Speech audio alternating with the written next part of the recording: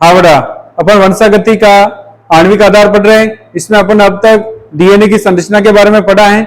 DNA का द्विकुंडलिनी model जो Watson तथा क्रिक द्वारा दिया हुआ है उसके बारे में अपने पढ़ लिया है। उसके बाद डीएनए पैकेजिंग या डीएनए का संवेष्टन है वो भी हमने पढ़ लिया है। डीएनए पैकेजिंग में अपने एक चीज पढ़ी थी लास्ट में बेटा, न्यूक्लियोसोम। क्या पढ़ा था? न्यूक्लियोसोम। यानी डीएनए जो है हिस्टोन के साथ मिलकर, डीएनए हिस्टोन के ऊपर लिपटकर एक मणि आकार की संरचना बनाता है, उसे न्यूक्लियोसोम कहते हैं। तो अपन आज विस्तार से पढ़ेंगे न्यूक्लियोसोम क्या है बेटा। न्यूक्लियोसोम देखिए, अपने पिछले अध्याय में, पिछली जो क्लास में पढ़ा था बेटा, ये होते हिस्टोन प्रोटीन है, हिस्टोन अष्टक है, जिसमें 4 प्रकार की हिस्टोन के प्रत्येक के 2-2 अणु मिलकर हिस्टोन अष्टक बना है। इस हिस्टोन अष्टक में, इस हिस्टोन अष्टक ये हिस्टोन प्रोटीन से बना हुआ है। हिस्टोन प्रोटीन धनावेशी से होती है और जो इसके ऊपर बेटा, अब मैंने कल बताया था, डीएनए लिपटकर, डीएनए जो होता है डीएनए ऋणावेशित होता है, जो हिस्टोन प्रोटीन के ऊपर, हिस्टोन अष्टक के ऊपर अत्यधिक कुंडलित अवस्था में लिपटकर न्यूक्लियोसोम का निर्माण करता है। मैंने पिछली क्लास में बताया था बेटा, न्यूक्लियोसोम जो है, ये एक न्यूक्लियोसोम, ये दूसरा न्यूक्लियोसोम, दोनों न्यूक्लियोसोम के बीच में डीएनए पाया जाता है, उसे लिंकर डीएनए कहते हैं। ये है बेटा लिंकर डीएनए, ये अपन पढ़ चुके हैं। न्यूक्लियोसोम, लिंकर डीएनए, फिर पुनः न्यूक्लियोसोम। ये हिस्टोन अष्टक है, हिस्टोन अष्टक बता चुका हूं मैं। हिस्टोन अष्टक, हिस्टोन अष्टक जो धनावेशित होती है, इसके ऊपर ऋणावेशित डीएनए अत्यधिक कुंडलित अवस्था में लिपटकर न्यूक्लियोसोम का निर्माण करता है। एक न्यूक्लियोसोम, फिर लिंकर डीएनए, फिर वापस न्यूक्लियोसोम, लिंकर डीएनए, न्यूक्लियोसोम। इस प्रकार से व्यवस्था होती है, जिससे न्यूक्लियोसोम जो होता है कैसा दिखाई देता है। न्यूक्लियोसोम बेटा जैसे कोशिका है, ये कोशिका के भीतर केंद्रक है, तो कोशिका के भीतर न्यूक्लियोसोम जो है धागे के रूप में, क्रोमेटिन धागे के रूप में होता है, और इस क्रोमेटिन धागे के ऊपर, क्रोमेटिन धागे के ऊपर ये जो मणि के आकार की जो संरचना दिखाई देगी बेटा, ये है न्यूक्लियोसोम। ये न्यूक्लियोसोम, बीच में लिंकर डीएनए, न्यूक्लियोसोम। ये जो रेड मैंने डॉटेड बनाए हैं, ये है न्यूक्लियोसोम, और बीच में जो ये व्हाइट वाली जो धागा है बेटा, क्रोमेटिन धागा, ये है बेटा लिंकर डीएनए। तो लिंकर डीएनए और न्यूक्लियोसोम मिलकर एक क्रोमेटिन बनाते हैं बेटा, एक दागिनुमा संरचना बनाते हैं, जिसे कहते हैं क्रोमेटिन। तो आइए, न्यूक्लियोसोम क्या होता है बेटा, तो न्यूक्लियोसोम के बारे में क्या है न्यूक्लियोसोम। सबसे पहले न्यूक्लियोसोम जो है बेटा, मैं पेज लेता हूं। न्यूक्लियोसोम,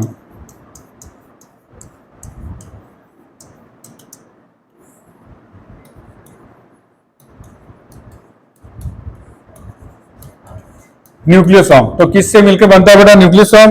न्यूक्लियोसोम जो है हिस्टोन और डीएनए, हिस्टोन अष्टक प्लस डीएनए संकुल है, इससे मिलकर बनता है हिस्टोन प्लस डीएनए संकुल। इससे क्या बनेगा बेटा, न्यूक्लियोसोम का निर्माण होगा। अब एक न्यूक्लियोसोम और इसके आगे आएगा लिंकर डीएनए द्वारा दूसरे न्यूक्लियोसोम से जुड़ा हुआ होता है। ये मैंने अभी बताया था, एक न्यूक्लियोसोम, दूसरा, तीसरा जो न्यूक्लियोसोम बेटा, ये न्यूक्लियोसोम है। इस प्रकार की व्यवस्था होती है। दो न्यूक्लियोसोम के बीच में ये बेटा होता है लिंकर डीएनए, लिंकर डीएनए। ये न्यूक्लियोसोम नंबर 1 है, ये न्यूक्लियोसोम नंबर 2 है। इस प्रकार आगे अनेक सारे न्यूक्लियोसोम स्थित होकर एक धागेनुमा संरचना बनाता है। क्या बनाती है, धागेनुमा संरचना। ऐसी संरचना धागेनुमा संरचना जिस पर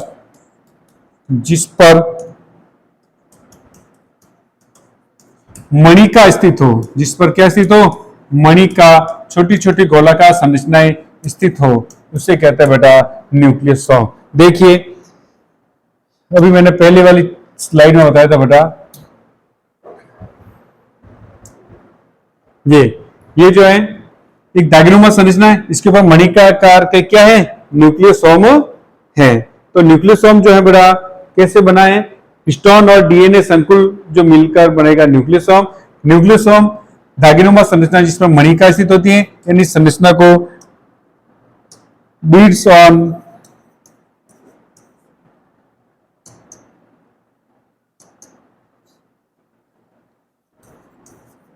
बीड्स ऑन स्ट्रिंग, यानी धागे पर मणिकाएं, धागे पर स्थित मणिका भी कहते हैं।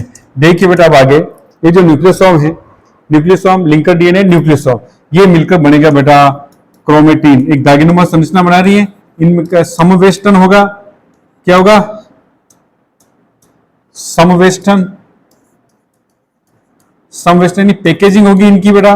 इनकी पैकेजिंग के पश्चात ये बेटा मिलकर क्रोमेटिन बनाएगा, एक धागेनुमा संरचना बनाएगा, जिससे कहेंगे क्रोमेटिन। यहां तक समझ में आया बेटा? न्यूक्लियोसोम, लिंकर डीएनए, न्यूक्लियोसोम इस प्रकार से संवेष्टित होंगे और एक धागेनुमा संरचना बनेगी, जिससे अपन क्रोमेटिन कहते हैं। कोशिका विभाजन के दौरान, कोशिका विभाजन के समय इस क्रोमेटिन में और पैकेजिंग होती है, और एक बड़े स्तर की पैकेजिंग होगी, संवेष्टन होगा, जिससे क्रोमोसोम और संगुणित होंगे, और संगुणित होने के पश्चात क्या बनाएंगे? गुणसूत्र या क्रोमोसोम बनाते हैं।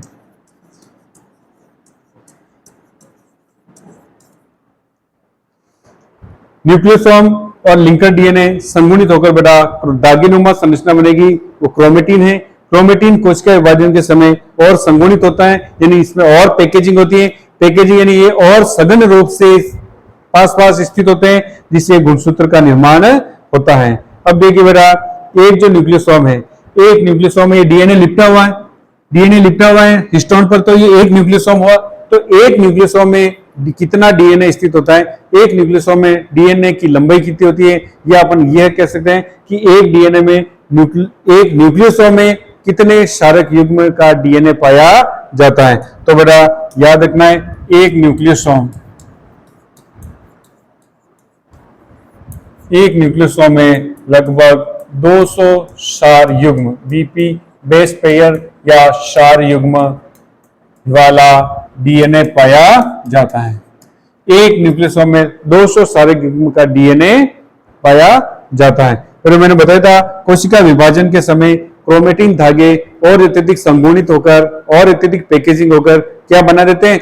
गुणसूत्र बनाते हैं। इसमें एक और चीज आपको ध्यान रखना है, कोशिका विभाजन की जो माइटोसिस सेकंड है, सॉरी, कोशिका विभाजन की जो मेटाफेज है, मेटाफेज अवस्था है, मेटाफेज अवस्था सेकंड, मेटाफेज सेकंड यानी कि मध्यावस्था द्वितीय, मध्यावस्था सेकेंड में जो डीएनए की पैकेजिंग होती है और गुणसूत्रों की जो पैकेजिंग होती है, इसमें डीएनए की अतिरिक्त स्तर की, बहुत अत्यधिक स्तर की या बहुत ज्यादा हाई लेवल की पैकेजिंग होती है। उस पैकेजिंग को करवाने के लिए, इस पैकेजिंग के लिए विशेष प्रकार की प्रोटीन की आवश्यकता होती है। उस प्रोटीन को कहते हैं बेटा NHC प्रोटीन।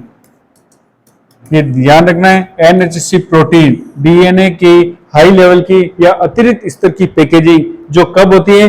कोशिका विभाजन की मध्यावस्था द्वितीय में डीएनए की अतिरिक्त स्तर की पैकेजिंग होती है, जिसे NHC प्रोटीन कहते हैं, या non histone chromosomal protein, non histone chromosomal protein कहते हैं। ठीक है बेटा, non histone chromosomal protein DNA की अतिरिक्त स्तर की पैकेजिंग के लिए आवश्यक होती है। ये बेटा न्यूक्लियोसोम है। अब देखिए, अपने न्यूक्लियोसोम में क्या पढ़ा था बेटा कि न्यूक्लियोसोम और लिंकर डीएनए न्यूक्लियोसोम, इनकी पैकेजिंग के दौरान क्रोमेटिन बनता है। क्या बनेगा? क्रोमेटिन। तो ये क्रोमेटिन है बेटा, क्रोमेटिन दो प्रकार का होता है। क्रोमेटिन कितने प्रकार का होता है? कोशिका के केंद्रक में दो प्रकार का। एक ऐसा क्रोमेटिन जो हल्के, जिनकी जो पैकेजिंग है बेटा, एक प्रकार का ऐसा जिनकी पैकेजिंग या संवेष्टन है वह ढीली हो, ढीली पैकेजिंग हो, और दूसरा इस प्रकार का जिसकी पैकेजिंग सघन हो, सघन पैकेजिंग वाला क्रोमेटिन और ढीली पैकेजिंग वाला क्रोमेटिन। देखिए, सघन पैकेजिंग और ढीली पैकेजिंग क्या होती है? जैसे एक धागा है, अपन को उसको धीरे धीरे हल्के से ऐसा फोल्ड कर दें और एक उसी धागे को अत्यधिक संगुणित करके बहुत अत्यधिक बार उसको लपेट कर अपन उसकी पैकेजिंग को क्या कर दें? सघन कर दें। तो ये प्रकार की दो प्रकार की पैकेजिंग है। अब बेटा बताइए कि पैकेजिंग जिसमें ढीली होगी उसका कलर गहरा होगा या जिसकी पैकेजिंग सघन होगी उसका कलर गहरा होगा? जिसकी सघन पैकेजिंग होगी उसका कलर कैसा होगा? गहरा होगा। तो ये होगा बेटा गहरे रंग का, ये होगा, इसका रंग होगा गहरा रंग का, और ये होगा बेटा हल्के रंग का, ये हल्का होगा बेटा, इसका रंग कैसा होगा? हल्का। और जिसका हल्का रंग वाला ये क्रोमेटिन बेटा कहलाएगा यू क्रोमेटिन। जिस क्रोमेटिन का रंग हल्का होगा उसे कहेंगे यू क्रोमेटिन, और इसको कहेंगे बेटा हेटेरोक्रोमेटिन। तो ये क्रोमेटिन दो प्रकार के हो गए पैकेजिंग के आधार पर। जिस क्रोमेटिन की पैकेजिंग सघन होती है गहरा रंग, और हेटेरोक्रोमेटिन कहलाएगा जिस क्रोमेटिन की पैकेजिंग ढीली होती है उसका हल्का रंग होगा, और यू क्रोमेटिन कहलाएगा। अब यू क्रोमेटिन में आपको ध्यान रखना बेटा, ये जो क्रोमेटिन है ये अनुलेखन के रूप से सक्रिय होता है, अनुलेखन के हिसाब से सक्रिय है।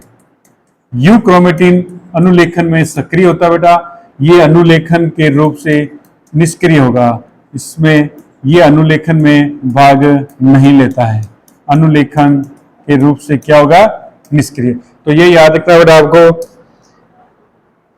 क्रोमेटिन, क्रोमेटिन दो प्रकार की, ढीली पैकेजिंग और सघन पैकेजिंग। ढीली पैकेजिंग होगा वो क्रोमेटिन हल्का रंग का होगा, जिसकी सघन पैकेजिंग होगी वह गहरा रंग का होगा, यू क्रोमेटिन और हेटेरोक्रोमेटिन। यू क्रोमेटिन जो है अनुलेखन के रूप से सक्रिय होगा, हेटेरोक्रोमेटिन अनुलेखन के रूप से निष्क्रिय होगा। नेक्स्ट बेटा इस टॉपिक आता है अपने, ये हो गया क्रोमेटिन, क्रोमोसोम, न्यूक्लियोसोम पढ़ लिया अपने। इसके बाद बेटा अपन पढ़ेंगे आनुवंशिक पदार्थ की खोज।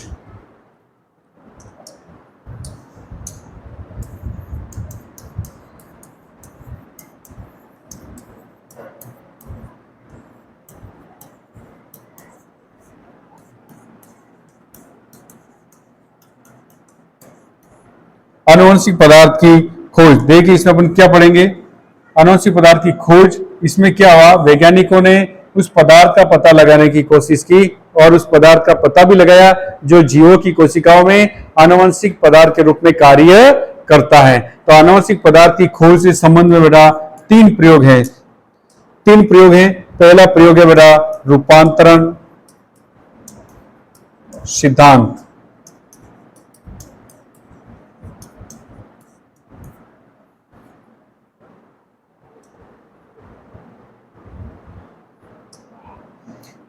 Transformation theory.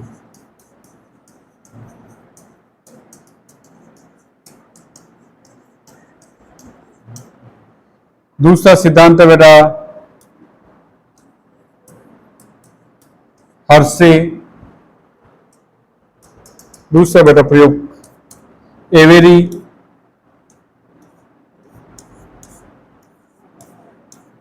मैक्लियार्ड व मैकार्टी का प्रयोग। ये तीनों वैज्ञानिक के नाम है बेटा, एवेरी, मैक्लियार्ड और मैकार्टी का प्रयोग। इसे बेटा पारक्रमण भी कहते हैं, पारक्रमण, पारक्रमण, ट्रांसडक्शन। तीसरा जो प्रयोग है बेटा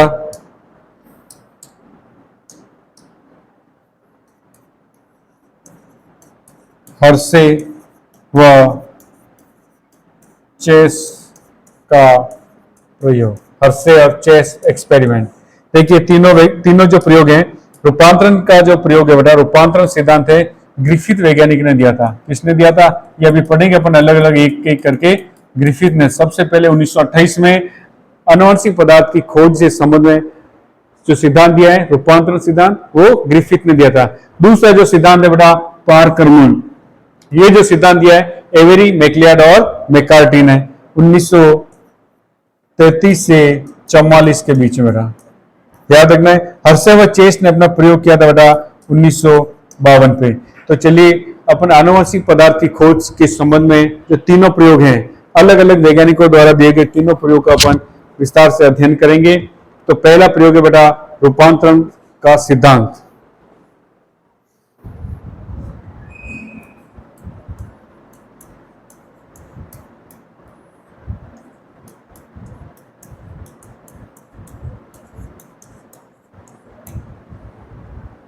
रूपांतरण का सिद्धांत,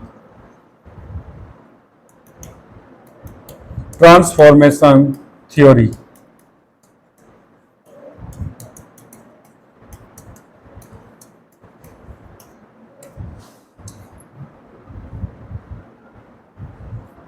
देखिए ये सिद्धांत किसने दिया था?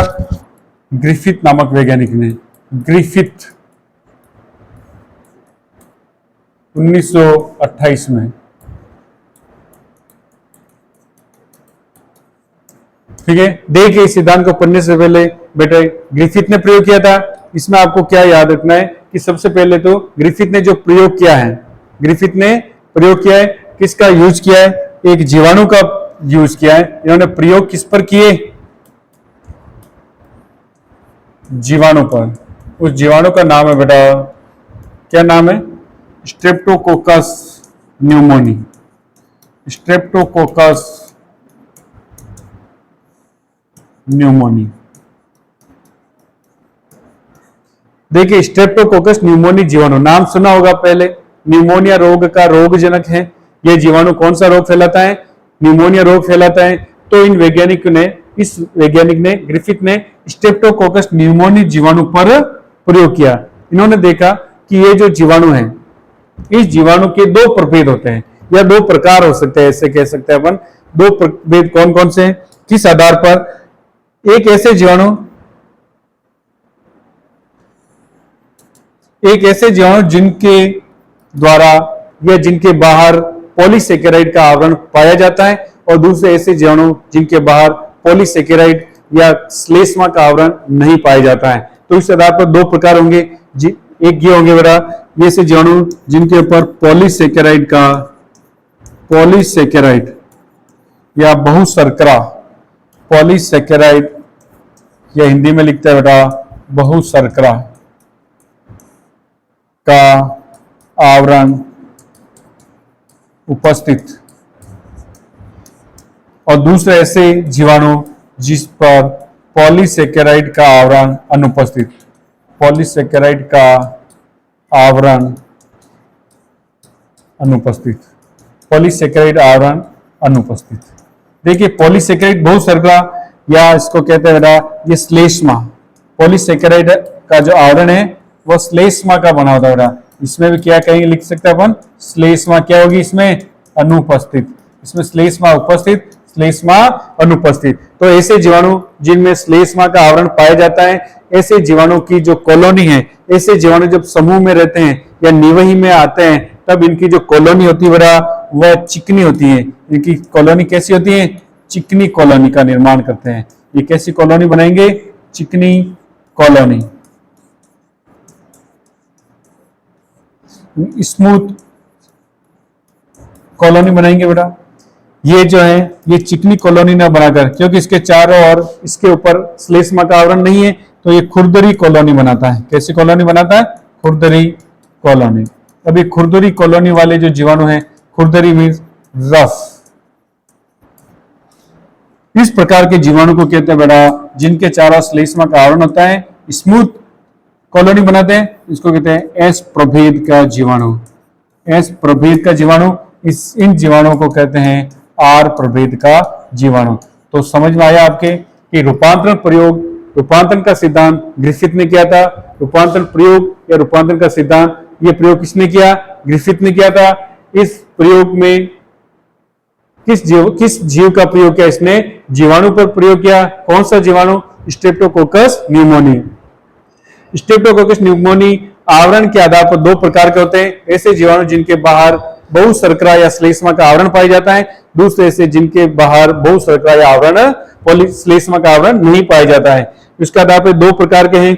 श्लेष्मा उपस्थित होगी तो इनकी कॉलोनी कैसी होगी? चिकनी होगी, स्मूथ कॉलोनी होगी। इनके चारों कॉलोनी जो बनेगी खुरदरी होगी। अति इस आधार पर ये एस प्रभेद और इनको कहा आर प्रभेद के जीवाणु। अब देखिए एस प्रभेद के जो जीवाणु है, इनमें ये जो होते बेटा ये उग्र होते हैं। उग्र यानी इनमें रोग फैलाने की क्षमता होती है, अर्थात ये संक्रामक होते हैं। आर प्रभेद के जीवाणु ये होते हैं अनुग्र होते हैं, क्योंकि इसमें कॉलोनी, इसमें पॉलीसेकेराइड का आवरण नहीं पाया जाता है। ये अनुग्र या असंक्रामक होते हैं। तो बेटा आगे अपन पढ़ेंगे एस प्रभेद और आर प्रभेद का। एस प्रभेद और आर प्रभेद अलग अलग जीवाणुओं का प्रयोग करके ग्रिफिथ ने चूहे में न्यूमोनिया रोग के आधार पर आनुवंशिक पदार्थ की खोज करने का प्रयास किया। तो चलो बेटा इनका जो प्रयोग है, ग्रिफिथ ने जो अपना प्रयोग है 4 स्टेप में किया था। पहला जो स्टेप था बेटा, उन्होंने क्या किया कि चूहे में आर प्रभेद के जीवाणु को चूहे में इंजेक्ट करवाया। चूहे में इंजेक्ट कराएंगे तो आर प्रभेद का जो स्ट्रेप्टोकोकस न्यूमोनी जीवाणु है असंक्रामक होता है, अर्थात उसके द्वारा रोग उत्पन्न नहीं होता। तो चूहे में ये इंजेक्ट करने पर क्या परिणाम मिला कि चूहे में रोग नहीं हुआ और चूहा जो है कैसा रहेगा, चूहा जीवित, चूहा रोगग्रस्त नहीं, चूहा जो है बड़ा रोगग्रस्त नहीं होगा। और कैसा रहा चूहा जिंदा रहा, चूहा जीवित ही रहा। दूसरा स्टेप इन्होंने यूज किया था। दूसरी स्टेप में इन्होंने क्या बेटा एस प्रभेद के जीवाणुओं को, एस प्रभेद के स्ट्रेप्टोकोकस जीवाणुओं को चूहे में इंजेक्ट करवाया, चूहे में प्रवेश करवाया। तो इन्होंने देखा कि चूहा जो है रोगग्रस्त हो गया। चूहा क्या हो गया, चूहा हो गया रोगग्रस्त, क्योंकि एस प्रभेद के जीवाणु जो है संक्रामक होते हैं, रोग फैलाते हैं, अतः जिसे चूहा कुछ समय बाद मर गया। चूहा मर गया। थर्ड स्टेप इन्होंने क्या बताया था बड़ा, थर्ड स्टेप में इन्होंने प्रयोग किया एस प्रभेद जो है, एस प्रभेद के जीवाणुओं को ताप मृत किया, ताप से निष्क्रिय कर दिया। तो अपन लिखेंगे बेटा ताप निष्क्रिय एस प्रभेद, ताप निष्क्रिय एस प्रभेद के जीवाणु, ताप निष्क्रिय एस प्रभेद के जीवाणु चूहे में डाले, चूहे में प्रविष्ट करवाए तो भी चूहा रोगग्रस्त नहीं हुआ, चूहा रोगग्रस्त नहीं हुआ। और चूहा कैसा रहेगा, फिर चूहा जीवित रहा बेटा, चूहा कैसा रहा, जीवित रहा। फिर जो चौथा स्टेप है महत्वपूर्ण है। चौथे स्टेप में क्या किया था इन्होंने, चौथे स्टेप में इन्होंने क्या किया कि जो ताप निष्क्रिय एस प्रभेद का जीवाणु है उसको आर प्रभेद के जीवित जीवाणु के साथ रखकर फिर चूहे में डाला। तो उन्होंने उस समय जो परिणाम देखा बहुत विचित्र परिणाम देखे बेटा। क्या हुआ कि चूहा रोगग्रस्त हो गया, चूहा मर गया, चूहा मर गया। ताप निष्क्रिय एस प्रभेद के साथ आर प्रभेद को डाला तो उन्होंने निष्कर्ष निकाला कि जो ताप निष्क्रिय एस प्रभेद है, ताप निष्क्रिय एस प्रभेद चूहे में डालने पर तो चूहे में रोग हुआ नहीं, और ताप निष्क्रिय एस प्रभेद के साथ आर प्रभेद के जीवाणुओं को चूहे में डालने पर चूहा मर गया। तो उन्होंने निष्कर्ष निकाला कि एक जैव रासायनिक पदार्थ है, एक जैव रासायनिक पदार्थ है जो ताप निष्क्रिय एस प्रभेद से किसमें प्रवेश करता है, आर प्रभेद में जाता है और इस आर प्रभेद को रूपांतरित कर देता है। किसमें रूपांतरित कर देता है, ये आर प्रभेद असंक्रामक होता है अतः इसको संक्रामक बना देता है, अतः इसमें क्या बना देता है, पॉलीसेकेराइड का आवरण बना देता है। कौन करता है बेटा, ये करता है एस प्रभेद से एक जैव रासायनिक पदार्थ है, वो पदार्थ आर प्रभेद में जो स्थानांतरित होता है उसे कहते हैं रूपांतरित कारक। क्या कहेंगे, रूपांतरित कारक। तो आइए बेटा इन्होंने क्या किया, ताप मृत या ताप निष्क्रिय एस प्रभेद के जो जीवाणु हैं उनके साथ आर प्रभेद के जीवाणु लिए, जीवित आर प्रभेद के जीवाणु लिए। तो क्या हुआ बेटा, इन्होंने ग्रिफिथ ने इसको फिर चूहे में प्रविष्ट करवाया, चूहे में प्रविष्ट करवाया तो बेटा चूहा रोगग्रस्त हो गया और चूहा मर गया। चूहा रोगग्रस्त होकर क्या हो गया, चूहा मर गया। तो इन्होंने फिर निष्कर्ष निकाला बेटा, इन्होंने ये निष्कर्ष निकाला कि इन्होंने निष्कर्ष निकाला कि इस प्रयोग का क्या निष्कर्ष रहा कि ताप मृत एस प्रभेद से, ताप मृत एस प्रभेद से एक रासायनिक पदार्थ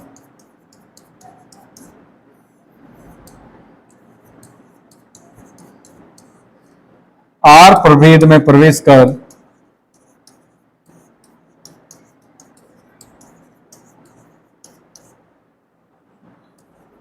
कर, इसे क्या कर देता है, रूपांतरित कर देता है। इसे क्या कर देता है, रूपांतरित कर देता है। किसमें रूपांतरित कर देता है, यह असंक्रामक था, आर प्रभेद क्या था, असंक्रामक था, तो असंक्रामक से इसको क्या बना दिया, संक्रामक बना दिया बेटा। आर प्रभेद को संक्रामक बना दिया। कैसे बनाया, इसमें पॉलीसेकेराइड का आवरण बनाकर, इसके बाहर क्या बना दिया इसने, उस पदार्थ ने पॉलीसेकेराइड का आवरण बनाया। आर प्रभेद के जीवाणु के बाहर भी उस रासायनिक पदार्थ ने, जो एस प्रभेद से आर प्रभेद में एंटर हुआ है, उसने आर प्रभेद के जीवाणु के बाहर भी पॉलीसेकेराइड का आवरण बना दिया, जिससे आर प्रभेद भी क्या हो गया, संक्रामक हो गया और चूहे में रोग हुआ और चूहा मर गया बेटा। ये था इसका प्रयोग, ये था ग्रिफिथ का प्रयोग। ग्रिफिथ के प्रयोग का निष्कर्ष ये। अब उसकी एक कमी रही बेटा, इसकी कमी क्या रही, इसने क्या चीज नहीं बताई, उसने ये तो बता दिया कि एक रासायनिक पदार्थ है जो एस प्रभेद से, ताप मृत एस प्रभेद से आर प्रभेद के जीवाणु में प्रवेश करता है और इस आर प्रभेद के जीवाणुओं को असंक्रामक से संक्रामक बना देता है, अर्थात इसमें भी पॉलीसेकेराइड का आवरण बना देता है, जिससे ये संक्रामक हो जाता है। लेकिन जो रासायनिक पदार्थ रूपांतरित हो रहा है, रासायनिक पदार्थ एस प्रभेद से आर प्रभेद में जा रहा है, उस पदार्थ की जैव रासायनिक प्रकृति को ग्रिफिथ नहीं बता पाया कि वो जो रासायनिक प्रवेश कर रहा है, जो रासायनिक पदार्थ या रूपांतरित, इसको रूपांतरित कारक कहा है, इसको क्या कहा है, ये एक रूपांतरित कारक कहा है। तो ग्रिफिथ ने इस रूपांतरित कारक की प्रकृति को नहीं बता पाया, इसकी जैव रासायनिक प्रकृति को नहीं बताया कि ये प्रोटीन है, आरएनए है, शर्करा है या डीएनए है, इसको ये नहीं बता पाया। तो इसकी कमी क्या रही कि इसने रूपांतरित कारक की जैव रासायनिक प्रकृति नहीं बताई। रूपांतरित कारक की जैव रासायनिक प्रकृति, रूपांतरित कारक की जैव रासायनिक प्रकृति जो है उसको नहीं बताया, प्रकृति को नहीं बता पाया, नहीं बताया। ठीक है, ये था बड़ा ग्रिफिथ का प्रयोग। ये क्या था, ग्रिफिथ का प्रयोग। ठीक है बेटा, इसने किस पर प्रयोग किए, जीवाणु पर, स्ट्रेप्टोकोकस न्यूमोनी पर। दो प्रकार के प्रभेद थे, इस प्रकार अपने ये पढ़ा बेटा। ठीक है, नेक्स्ट है बेटा, इसके बाद जो दूसरा प्रयोग है अनुवांशिक पदार्थ की खोज से संबंधित पारकर्मण, यह इसको कहेंगे बेटा एवेरी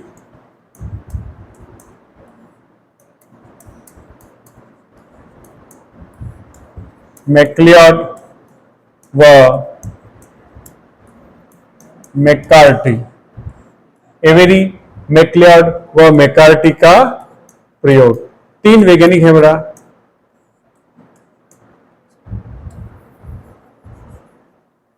ये बेटा एवेरी मैक्लियड और मैकार्टी का प्रयोग है। ये कब किया था प्रयोग, इन्होंने कब किया था बेटा, 1933 से 1944 तक। देखिए बेटा मैंने प्रयोग लिखा ना, एवेरी मैक्लियड और मैकार्टी का प्रयोग। ये पारकर्मण का जो प्रयोग है,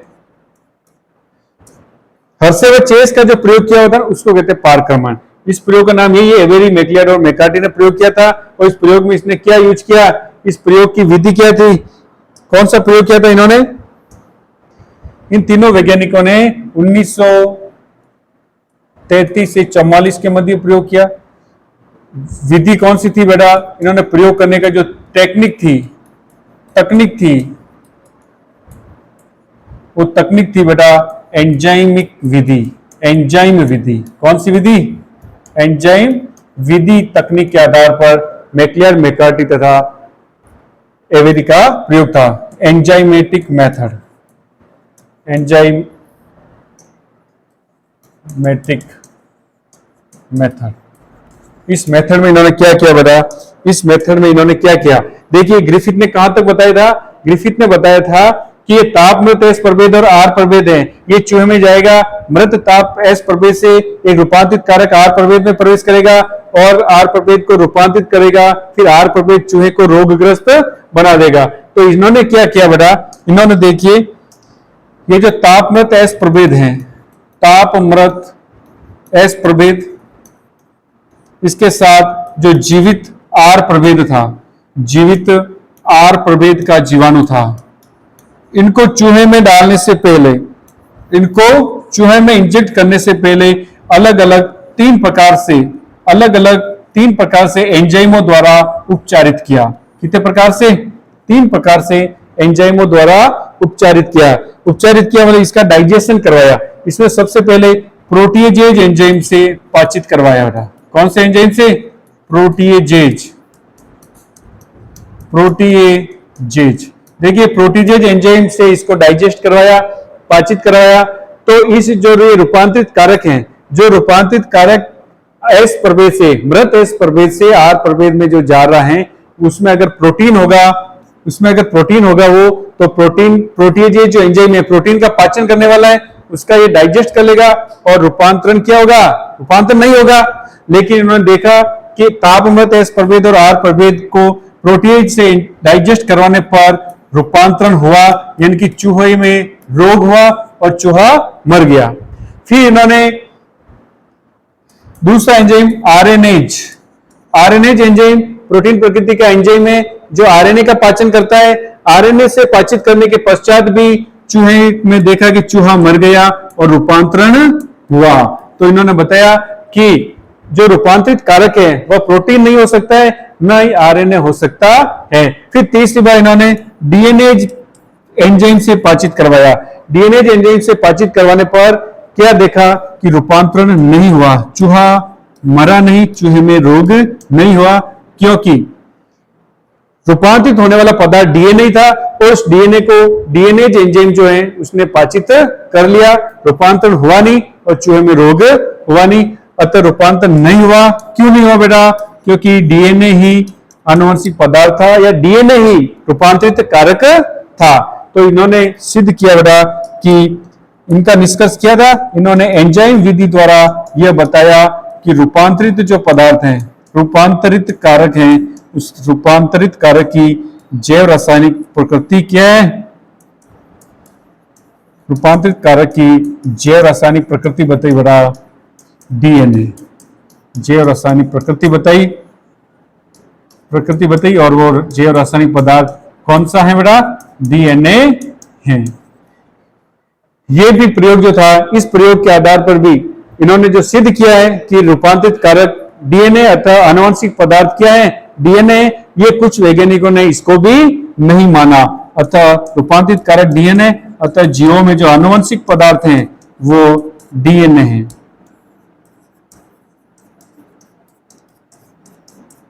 डीएनए ही है। ये किसने बताया? एवरी मैकलियर और मैकार्टी ने। इस प्रयोग को भी कुछ वैज्ञानिकों ने नहीं माना। ठीक है बेटा। तीसरा प्रयोग है इस आनुवंशिक पदार्थ की खोज से संबंध में हर्शे तथा चेस का प्रयोग। देखिए हर्शे तथा चेस ने अपना प्रयोग जीवाणुभोजी का प्रयोग करके किया। जीवाणुभोजी को जीवाणु पर संक्रमित करवा के किया। ठीक है। और विधि कौन सी थी? टेक्निक उसमें radioactive method, radioactive विधि या विकिरण सक्रिय विधि द्वारा। ठीक है बेटा, इसको अपन पढ़ेंगे आगे।